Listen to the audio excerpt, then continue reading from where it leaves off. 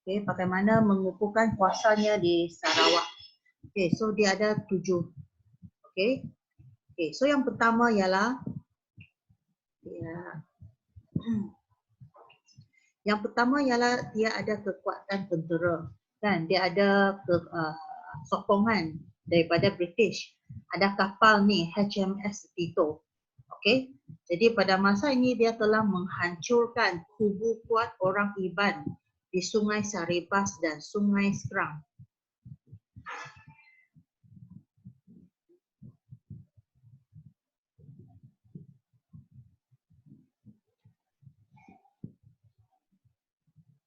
Okay, jadi yang kedua, dia ada sokongan kewangan. Okay, dia mendapat sokongan modal daripada pemodal Eropah, terutamanya daripada orang ini. Okay, Baroness Angela. Okay, kemudian yang ketiga, memperoleh sokongan sebahagian daripada masyarakat tempatan. Okay, jadi walaupun James Cook ini dia telah menjajah, menjajah Sarawak, tapi ada orang yang menyokong dia, termasuklah sebahagian orang Melayu dan juga orang Iban. Yang keempat, menentang kebangkitan orang tempatan. Okay, jadi menganggap kebangkitan orang tempatan ini sebagai lanun. Ya, terutamanya orang Iban. Orang Iban di sana mereka sangat kuat yang mempertahankan tempat mereka. Jadi untuk James Brooke, mereka menganggap orang Iban ini sebagai lanun sebab menentang. Okay, dijadikan alasan untuk meluaskan kuasa di kawasan orang Iban sebagai tindakan yang sah dan mendapat sokongan British. Yang kelima, mengambil kesempatan daripada pertelinggahan yang wujud. Okay. Jadi dalam kalangan orang di sana, mereka memang ada yang bergaduh-gaduh. Jadi dia tolong satu pihak. Jadi James Brooke telah menyokong orang ini, Pangeran Matusing, yang berkonflik dengan Pangeran Ersat di Muka. Okay. Tapi Pangeran Ersat dan anaknya, Pangeran Nipa, lebih dihormati oleh penduduk tempatan. James Brooke menyokong Pangeran Matusing untuk memecah belahkan kekuatan masyarakat tempatan di Muka. Okey, dia ada dua pihak yang bertelinga. James Brooke bantu sebelah. Yang sebelah lagi itu memang mendapat sokongan lebih daripada penduduk tempatan. So tujuannya ialah untuk memecah belahkan ya kekuatan masyarakat tempatan. Okey, supaya mereka bergaduh. Okay, yang keenam, menghapuskan tokoh tempatan yang menentang kedudukannya. Okay, tokoh tempatan iaitu di Sarawak, Sharif Masaho. Okay, Sharif Masaho, orang ini dituduh terlibat dalam pakatan menginggilkan James Brooke telah dibuang ke Singapura. Okay, ini adalah seorang tokoh. Okay, satu lagi Datuk Patinggi Abang Abdul Ghafur bin Abang Kahar. Okay, orang ini dibuang ke Melaka. Okay, so ini ialah dia telah menghapuskan tokoh tempatan. Okay, yang ketujuh, memperkokohkan pertahanan di Sarawak. Okay, jadi dia telah membina benteng dan kubu dilengkapi dengan meriam di kawasan yang strategik. Okay, pada tahun 1849 membina kubu yang dinamakan sebagai Fort James di Sungai Skrang selepas tamat Perang Beting Maru bertujuan memerhati pergerakan kaum Iban daripada menentang pentadbiran Brooke. Jadi you tengok dia sangat sangat tidak suka kaum Iban. Sanggup dia membina satu kubu di sungai untuk melihat apa orang Iban ini sedang buat. Okey. Menubuhkan Ranger Sarawak pada tahun 1862 untuk menjaga keamanan dan mengukuhkan pertahanan. Okay. So ini adalah cara dia menguatkan kuasa dia. Satu, dia ada tentera. Dua, dia banyak duit sokongan. Tiga, sokongan orang tempatan. Empat, dia menentang kebangkitan orang tempatan. Contohnya orang Iban, dia menentang. Ya, dia menentang and then dia berjaya. Berjaya menentang kebangkitan orang Iban lah.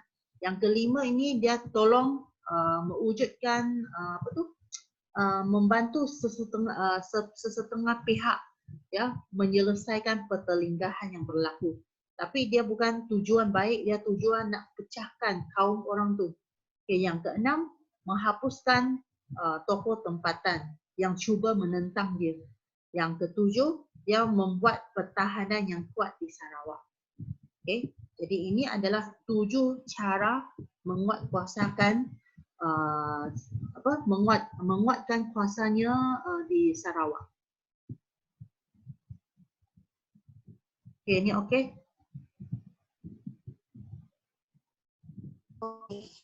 Ini pun ada dalam buku teks, jangan risau. Buku teks pun ada lah.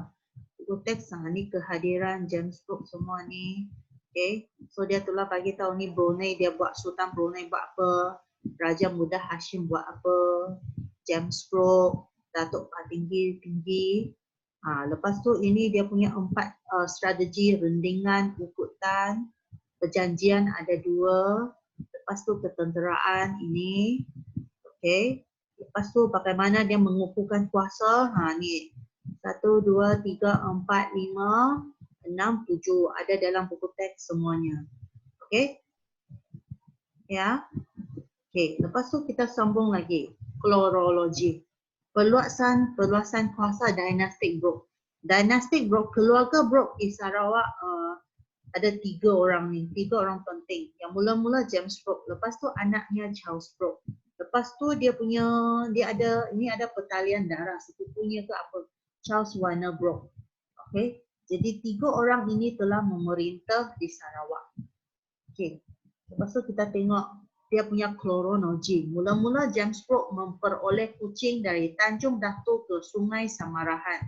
Ini yang pertama. Yang Sultan Brunei dia dalam perjanjian bagi dia. Okay, lepas tu James Brooke berjaya menguasai Batang Lubar dan Sungai Saribas. Okay, dia dapat lagi tempat lain. Lepas tu 1853, James Brooke menggunakan alasan menghapuskan Lanun untuk menumpaskan penentangan orang Iban di Saribas dan Batang Lubar. Okay. Lepas tu dia berjaya menguasai Sadong, Batang Lupur, Saribas, Kalkat. Okay. Sebagai balasan, separuh daripada hasil pendapatan wilayah tersebut diberikan kepada Sultan Abdul Mumin. Okay. Lepas tu tahun 1861, Sultan Abdul Mumin menyerahkan Sungai Rajang kepada James Brooke. So siapakah Sultan Abdul Mumin ini? Okay. Sultan ini adalah sultan selepas yang sultan yang depan tu sudah meninggal. Inilah pengganti dia. Seorang ini dia telah menyerahkan Sungai Rajang kepada James Brooke. Ya, tapi James Brooke kena bayar setiap tahun kena bayar $4,500 Sepanyol. Okay. So Sungai Rajang ini termasuklah tempat-tempat di sekitarnya Oya, Muka, Tatau dan juga Bintulu. Okay. Lepas tu tahun 1883, orang Kayan yang meletak di Sungai Baram menentang Kesultanan Brunei. Charles Brooke berjaya menguasai Baram daripada Sultan Brunei dengan bayaran ufti $4,200 Sepanyol setahun. Jadi orang Kayan ini menentang Kesultanan Brunei. Jadi Charles Brooke ini dia tolong. Dia tolong, lepas tu Sultan bagi Baram ini dengan Charles Brooke. Ya, tapi dia kena bayar setiap tahun $4,200. Okey, 1885 kawasan di Sungai Terusan diperoleh Charles Brooke dengan bayaran $4,500 kepada Temenggung. Okey, tindakan diambil bagi menyelesaikan pembunuhan beberapa peniaga Sarawak oleh orang Murut. Tahun 1890 Limbang diperoleh Charles Brooke apabila penduduk Limbang bersetuju untuk menyertai Sarawak. Setiap tahun kena bayar $6,000 Sepanyol kepada Sultan Brunei. Okey, pada 12 Januari 1905 Kerajaan Brooke memperoleh lawas yang dimiliki oleh SPUB. Simpadan Sarawak itu masih kekal hingga kini. So kamu lihat kronologi dia. Tahun 1841, okay, memang Sultan Omar Saifuddin tadi ini. Memang Sultan ini, Omar Ali Saifuddin, memang dia bagi kepada James Brooke. Okay, bagi kepada James Brooke. Lepas tu dia kena bayar $2,500. Semua pun dia apa yang dia beri tempat itu dia kena bayar. Okay, so semua duit boleh settle. So Kesultanan Brunei ini dia sangat kaya sebab dia dapat duit daripada jam stroke setiap tahun bagi. Okay, so dia dapat dengan duit lah. Dengan ada dia punya masalah yang timbul, lepas tu dia tolong settle, lepas tu Sultan Brunei bagi tempat itu dengan dia. Itulah cara dia dapat seluruh Sarawak. Okay, kita lihat tempat dia. Bukan ni.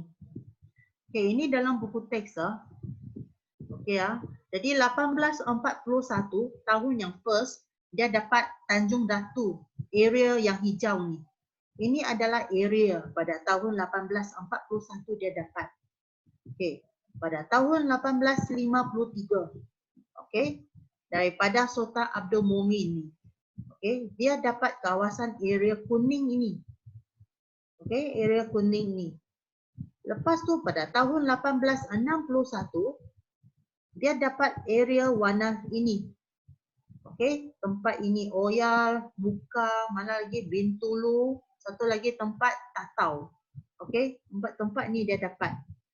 Okay, lepas tu 1883, okay, dia dapat kawasan Sungai Barang. Okay, lepas tu 1885, dia dapat yang warna ini, terusan. 1890, okay, dia dapat Limbang yang warna hijau ni. Okay, dan akhirnya dia dapat ini, Lawas. Yang putih ini ialah Brunei. Putih itu ialah Brunei. Okay, jadi keluarga Brooke dia telah dapat, okay, seluruh Sarawak. Ya, semasa pemerintahan tiga orang ni, ini kita panggil keluarga Brooke.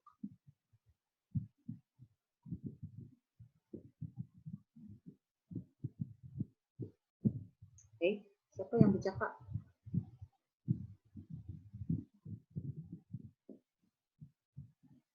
Kenapa saya tak nampak orang bercakap? Mana Okey, nak kena hafal ke?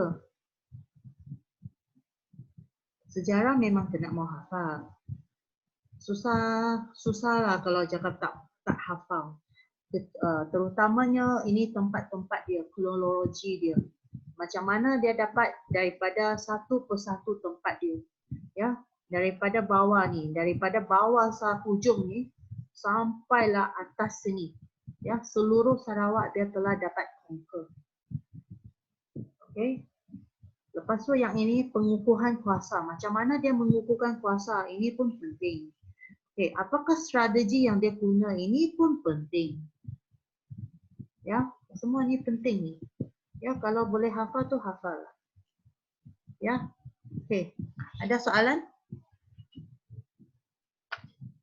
Kita sudah habis 5.2 untuk Sarawak.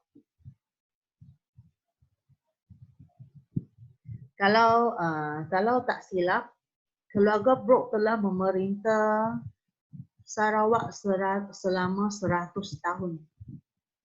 Ya, selama 100 tahun, lepas tu dia bagi balik kepada orang Sarawak. Dia tak nak.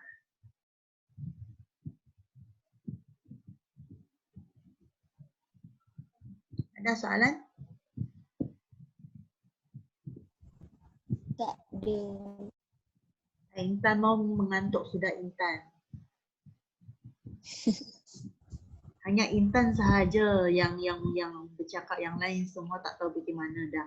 Yang Sim tak tahu bagaimana sudah, siapa lagi yang tak tahu bagaimana? Yang Samuel tak tahu bagaimana, Saja tak tahu bagaimana, Winnie lah, Jonathan lah. Semua sudah hilang. Okey, baik. Okey, ini ya. Latihan ini nanti saya akan letak dalam grup. Tolong tengah betul-betul lah, saya letak dalam grup. Okey, untuk jawapan di sebelah sini, saya rasa dia ada kurang jawapannya. Ada kurang jawapannya di atas kurang. Jadi kamu cari dalam buku ya, kalau kurang tu cari dalam buku. Saya rasa ada kurang lah. Okey, ini kamu buat secara sebagai latihan kamu. Okey, kamu kasih siap semua, lepas tu minggu depan kita datang boleh cek cepat-cepat. Tak payah tunggu lagi 10 minit lah, 15 minit lah buzzer masuk. Okey, nanti saya akan letak dalam grup. Kamu buat latihan dia ini. Okey tak? Okey. Okey, hanya Intan saja yang okey, yang lain KO. Cikgu, Yang kalau print kena print ke kena buat kat phone je? kalau kamu ada printer, kasih print lah. Sebab ini print out pun kamu punya, bukan saya punya. Kalau kamu print out, kamu boleh terus isi jawapan kat sini. Dan kamu boleh baca kan. Kalau kamu main tulis jawapan saja, nanti apa nak baca? Kan? Itulah saya cakap kalau boleh print itu Okey. print. Okey. Okay. Right, so untuk sejarah kita berhenti di sini. Sudah habis sejarah. Jadi latihannya tolong siapkan.